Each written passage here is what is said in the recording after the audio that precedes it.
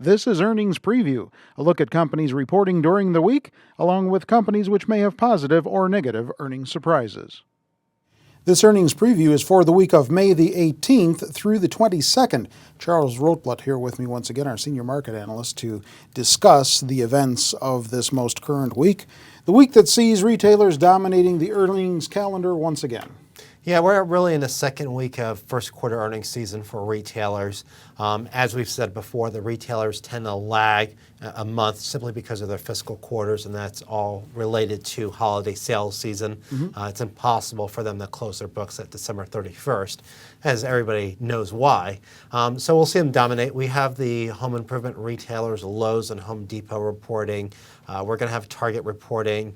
We're going to have Gap reporting. So GameStop, the big video game report, video store is going to be on there. Yep. So they'll be reporting. So we'll see all those. We also have Hewlett-Packard scheduled to report. That's going to be interesting. It should be interesting to see what they say. It should be interesting to see what they say, especially after IBM came out on Thursday, May 14th, and said that business was trending pretty well. We had Intel earlier this week come out and say that business is doing better in the second quarter than the first quarter. So it should be interesting to see whether or not Hewlett-Packard comes out and maybe says business is doing better this second quarter. Maybe they're more like Cisco, where they say things are stabilizing. Certainly, we're looking for some sign of Hewlett-Packard that, yeah, things are better now than they were in the first quarter. Well, I think they're all kind of in agreement, correct me if I'm wrong, that PC sales have kind of bottomed. Yeah, I think there's expectation that PC sales has bottomed, and it's important to realize when you look at HP, they're getting more and more in consulting. They're trying to go more and more head-on against IBM. So it's not just technology sales. Obviously, everybody knows Hewlett-Packard for the computers and their other hardware, but they also do a lot of consulting stuff too. So they got a pretty good grasp of what's going on in the tech industry, and I think we're going to look for some confirmation that the downhill has really leveled off, and now we're kind of reaching a bottom. And so it's more of a question of not how are things deteriorating, how quickly they are, but really when are we actually going to see an increase in technology spending? Yeah, I should say the decline in PC sales has bottomed. I will correct it for you, so you don't have to say, what is he thinking? What about the economic docket for the week? Hey, economic docket's going to be kind of light. We do have Fed minutes, however, coming out on Wednesday afternoon.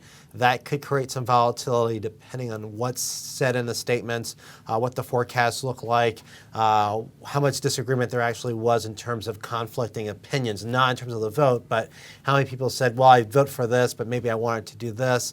There's always something in the Fed minutes. People will look at stuff. Usually there's one or two key lines that traders will key in on. May not necessarily be the most important comment made in the minutes, but it can certainly cause volatility. We will have the Conference Board's leading indicators index. We'll have the Philadelphia Fed survey. That's always interesting, even though it's a regional survey.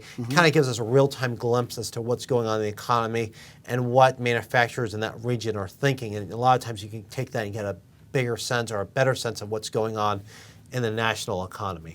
It seems that recently, with all of the recent weak economic news that has come out, investors are still willing to look beyond those weak economic reports.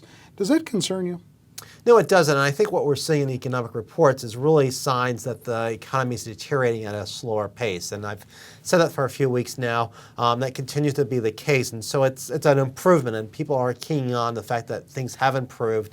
I think when you look at the March low, certainly it was a worst case scenario priced in. If something goes haywire with a GM bankruptcy, and that's certainly looming, and that could be a wild card event at any time now. Obviously, it's a June 1 deadline. That could certainly cause a ripple through the economy and kind of take our current expectations and really put them off kilter. But I do think people are realizing that, well, things aren't as bad as we feared, and that has sent stock prices up. I do think we'll see a continued pullback in stock prices going into June, simply because there'll be a lack of catalyst to drive them higher. But we certainly want to see signs that the pace of deterioration has slowed. Obviously, that will eventually lead to things not getting worse and maybe a glimpse of actually the economy getting better. All that said, unfortunately for the people watching, even after the overall economy starts to improve, we'll still see the unemployment rate rise, which means people shouldn't feel completely secure about their jobs. Obviously, we want everyone to think they have a job going future and obviously keep their jobs, but it's important to realize there are more layoffs coming, and that trend, unfortunately, has not ended. All right. Do you own any of the stocks that you talked about? No, I do not. All righty. If you want to take a look at the entire calendar of companies reporting in this most current week, then get on over to the text version of the earnings preview now on Zacks.com. All you have to do, scroll down the homepage, you know the drill, till you get to the headline next to Charles' picture that says earnings preview, and it'll take you right to it. With Charles Rotblatt, I'm Terry Ruffalo.